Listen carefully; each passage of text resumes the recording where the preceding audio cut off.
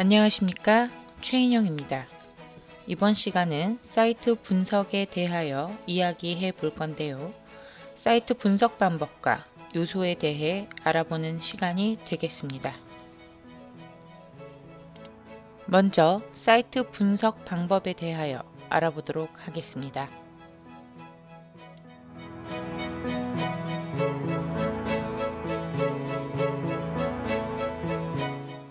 사이트 분석이라 함은 건축물을 설계함에 있어 기본이 되는 대지에 대한 각종 조건을 분석하는 것입니다. 대지의 자연 조건과 사회적 조건을 분석하여 설계의 기반이 되는 자료를 얻어내는 것이 목적입니다. 대지의 자연 조건으로는 향, 일조, 레벨, 조경 녹지, 뷰, 면적, 지형, 위치, 기후 등이 존재하며 대지의 사회적 조건은 소음, 접근성, 주변 건물 현황, 도로, 법규적 대지 용도, 장소성, 인지도 등이 있습니다. 먼저 대지의 자연 조건 요소와 분석 방법에 대하여 알아보도록 하겠습니다.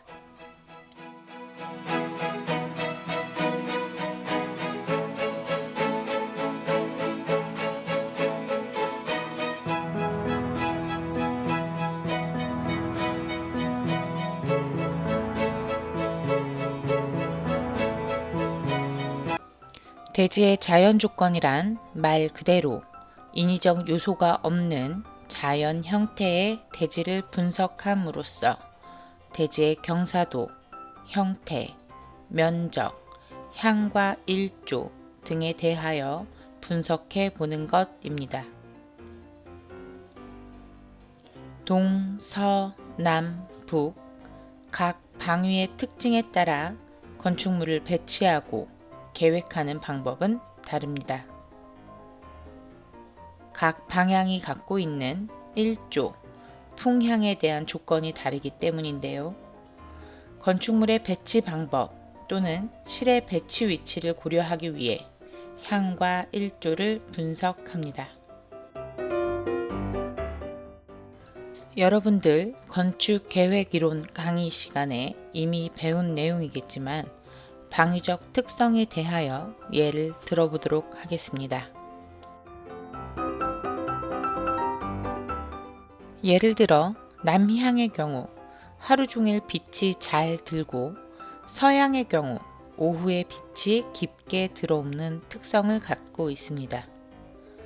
향에 따라 루버 등의 일조 조절 요소 및 창호의 크기 등을 조절하여 설계에 반영할 수 있는 것입니다.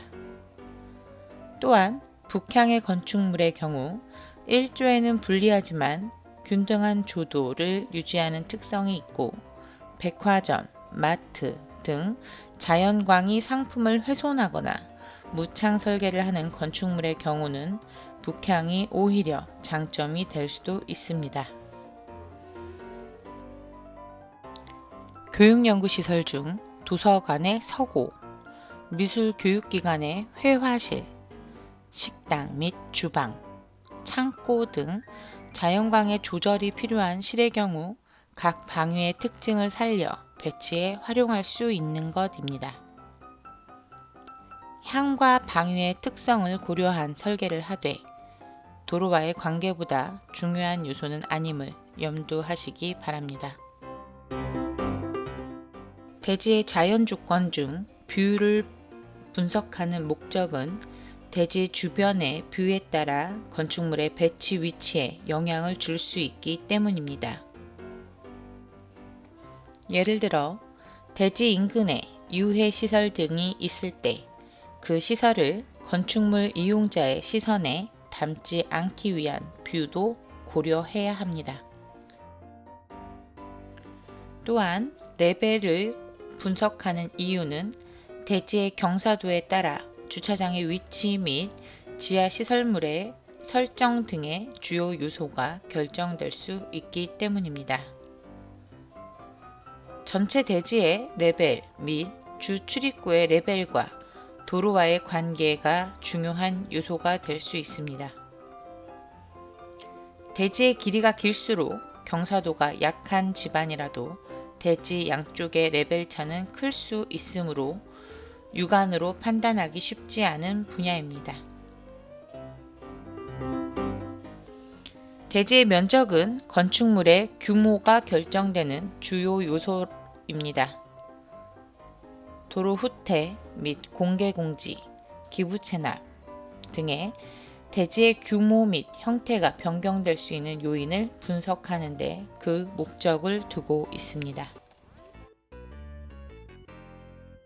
이번에는 대지의 사회적 조건에 대하여 알아보도록 하겠습니다. 사회적 조건 중 소음은 도로에서의 소음, 건축물에서의 소음, 광장 등의 공간에서의 소음 등이 건축물의 배치 방향 및 창호의 위치 등에 영향을 주기 때문에 분석합니다. 소음이 발생하는 방향에 대한 배려가 필요하며 설계 건축물 내부 시설에 소음 발생 공간이 있다면 타인을 위해서 배치 위치를 고려해야 합니다. 대지에 맞닿아 있는 도로의 폭 및 종류, 대중교통시설에서의 대지까지의 거리 및 위치 등을 고려하여 대지의 접근성을 분석하는 것도 해야 하는데요. 대지가 2개 이상의 도로에 맞닿아 있을 경우 접근성을 고려한 주 출입구를 설정해야 하며 상가 건축물 또는 교육연구시설 등의 다중이용시설 건축물의 경우 접근성이 뛰어난 곳에 주 출입구 혹은 주요 시설을 배치하여 가시성을 확보하고 경제적, 경쟁력 있는 건물을 설계하기 위하여 분석하는 것입니다. 대지의 주변 건축물 현황도 분석해야 하는데 대지 주변 건축물의 높이, 배치 방향 등을 고려하여 설계해야 하기 때문입니다. 주변 건축물이 50층인데 내 건축물을 10층으로 올릴 수는 없을 것입니다. 주변 건축물의 용도에 대한 조사 또한 필요합니다. 이는 사업성 분석과 연결이 되기도 하고 실의 배치 및 입주 시설에 관한 분석을 하기 위함이기도 합니다. 법적 용도 분류와 연관성이 있는 분야입니다.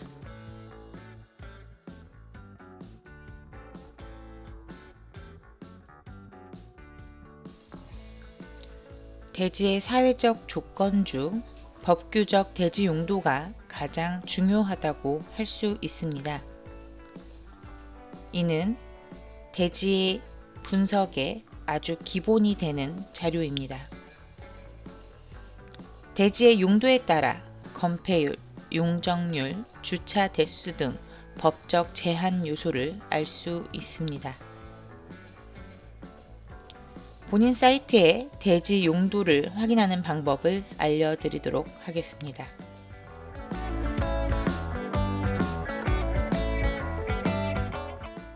먼저 시청 등에 방문하여 토지 이용 계획 확인원을 발급할 수 있습니다.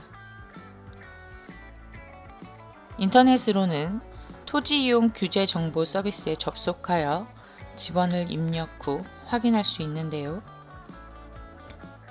토지 이용 규제 정보 서비스에 접속하면 그림과 같은 화면이 나옵니다.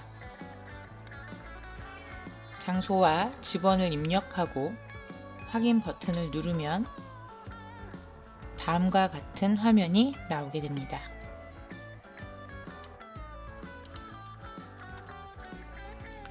지금 보시는 화면은 현재 설계 대상지 중 하나를 입력하여 본 화면인데요. 위에 보시면 소재지의 주소가 나오면서 대지의 면적이 440제곱미터로 나오는 것을 확인하실 수 있습니다.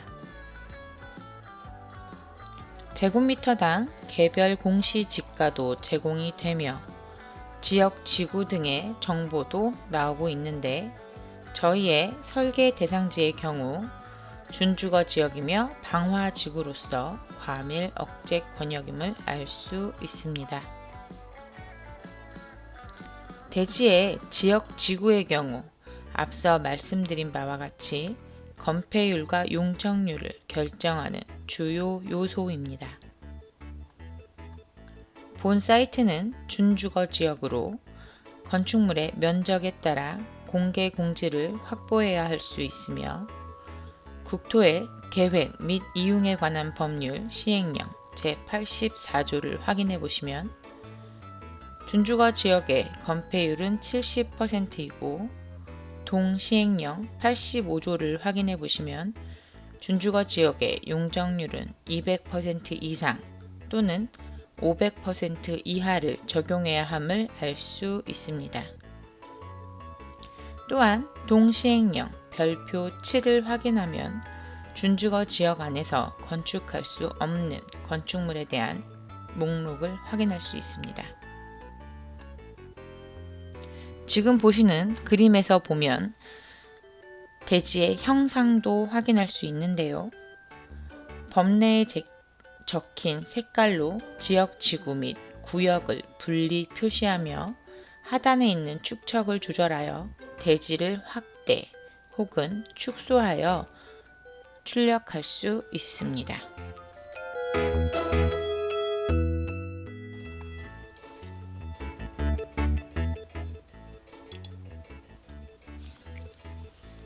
그럼 이번에는 제가 조금 전에 말씀드렸던 법규 사항을 검색하는 방법을 알려드리겠습니다.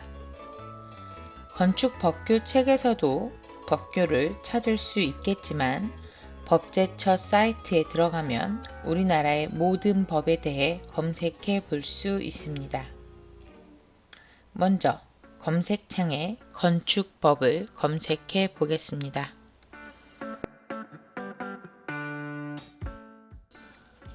건축법령 제55조에 건축물의 건폐율에 대한 정의가 나와 있는데요.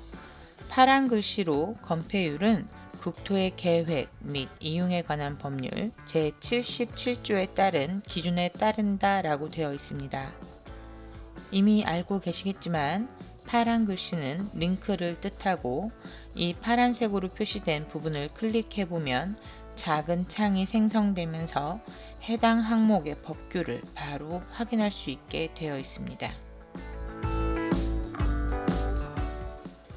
법규를 검색할 때 처음부터 끝까지 읽어보거나 좌측에 있는 목차를 검색하여 찾아볼 수도 있겠지만 법제처 사이트는 컨트롤 F, 즉 검색 기능을 제공합니다.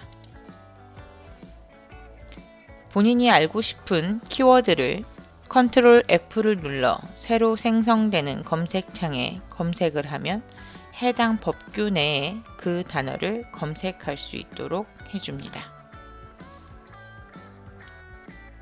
또한 좌측에 있는 목록을 클릭해 보면 각 법문에 따른 조항 그리고 별표와 서식 또한 바로 갈 수 있는 차례가 생성되어 있습니다. 법제처에서 보이는 모든 법문은 일부 혹은 전체를 한글 파일이나 PDF로 저장할 수 있는 시스템이 되어 있습니다.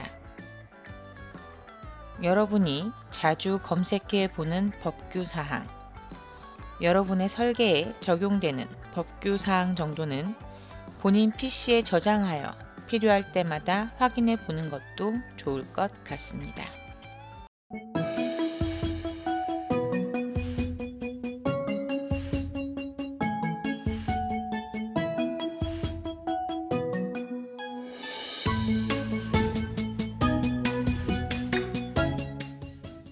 이번에는 대지 분석 방법에 대하여 알아보도록 하겠습니다.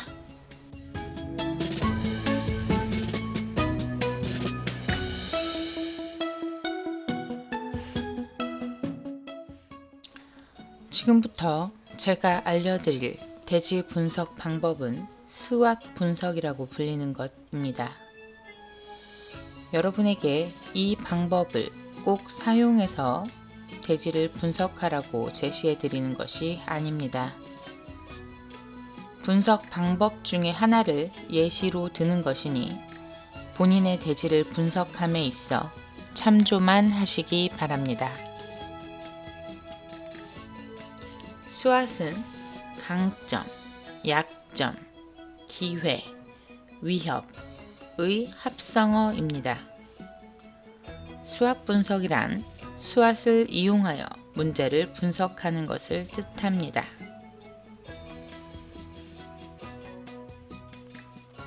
스트렝스와 위크니스는 주변 대지와 비교한 본인의 대지 상황을 뜻하는 내부 환경을 분석하는 데 주로 활용할 수 있습니다. opportunities와 threat는 본인 대지를 제외한 외부적 환경 분석에 이용할 수 있습니다.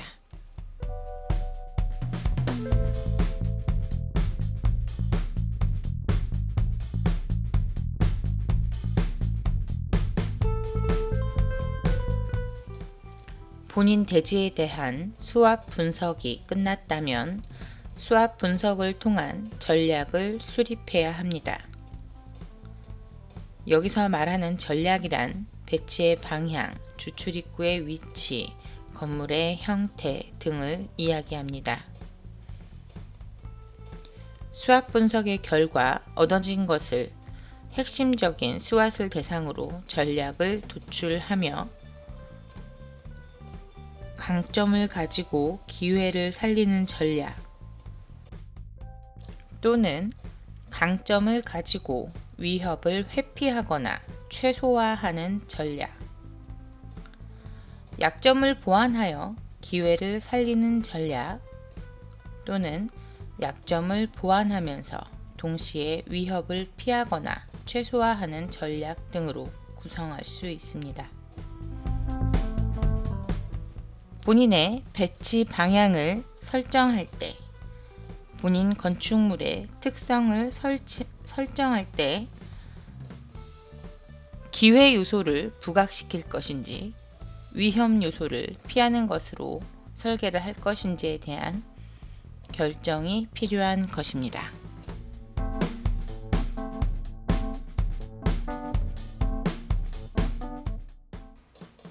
여러분이 1학년 때 단독주택 설계를 해봤기 때문에 단독주택을 예를 들어 수압 분석을 연습해 보겠습니다. 설계하는 건축물은 단독주택이며 계획대지 반경 500m 안에 대형 마트가 있을 경우 수압 분석을 한다면 강점으로는 마트를 도보로 이용할 수 있고 편의시설이 풍족한 것이 될 것입니다. 하지만 약점으로는 유동인구가 많고 외부 유입인구가 많아 보안에 취약하며 접근 도로가 막히는 경우가 발생할 것입니다. 기회 요소로는 마트의 유입으로 인근의 대형 쇼핑몰 혹은 상점 등이 입점할 수 있을 것이며 땅값 상승이 예상된다는 점입니다. 하지만 위험 요소로서 마트 주차장이 만차가 될 때 마트 이용객이 대지 인근 도로에 불법 주차를 하는 것들이 차후 본 대지의 위험 요소로 적용할 수 있을 것입니다. 아래에는 예전에 1학년 학생이 백현동 판교 힐스 주택단지를 수압 분석한 것을 간략히 소개해 드리는 것입니다. 이런 형태를 유지할 필요는 없지만 이런 식으로 가볍게 작성하시면 됩니다. 강점으로는 대지의 위치가 단지의 사이드에 있어 일조권이 유리하고 교통의 혼잡이 적은 편이라고 적었습니다. 약점으로는 대지를 기준으로 교육시설이 다소 멀고 프라이버시에 대한 고려가 필요한 점을 약점으로 들었습니다. 기회 요소로선 상권과 여가생활 공간이 많은 것, 대중교통으로 서울까지 가깝다는 것을 기회 요소로 들었으며, 위험 요소로서는 인접한 곳에 공군 비행장이 있어 소음의 피해가 우려된다고 하였습니다. 여러분들은 수학 분석을 할 때 이렇게 편한 단어로 간략하게 분석을 해보시면 좋을 것 같습니다.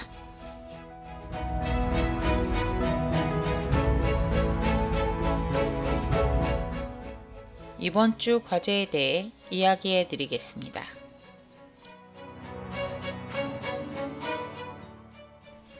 이번 주 과제는 대상지 1에서 4 중 본인이 설계할 대지를 선정 후 사이트를 분석하는 것입니다. 사이트에 대한 위치, 지도, 법규사항 등 모든 것이 분석되어야 하며, 분석 방식은 수학 분석 외에 많은 방법을 사용할 것을 권장합니다. 대상지의 위치가 부천대학교 정문 일대이므로 가능한 사람은 현장 조사 후 사진을 첨부하시면 좋을 것 같습니다. 여러분이 1년 동안 다녔던 학교이지만 막상 설계를 하기 위하여 대지를 보는 것은 매일 그냥 지나친 것과는 다른 많은 요소들을 볼 수 있을 것입니다. 현장 조사가 불가능할 경우 로드맵 등을 적극 활용하시면 될 것입니다.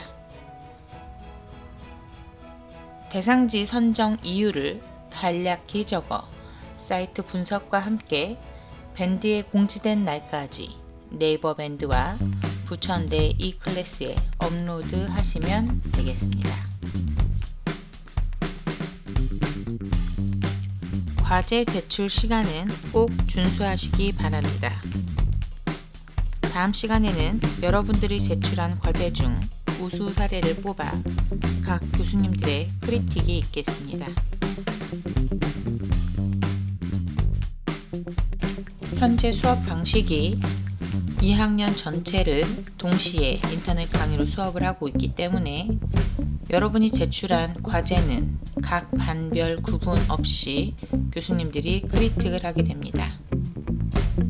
그러면 다른 친구들에게 본인의 과제가 보여질 수 있으니 열심히 해야겠죠?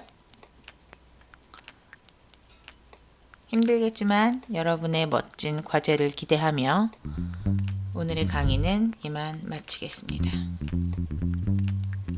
여러분 모두 안녕.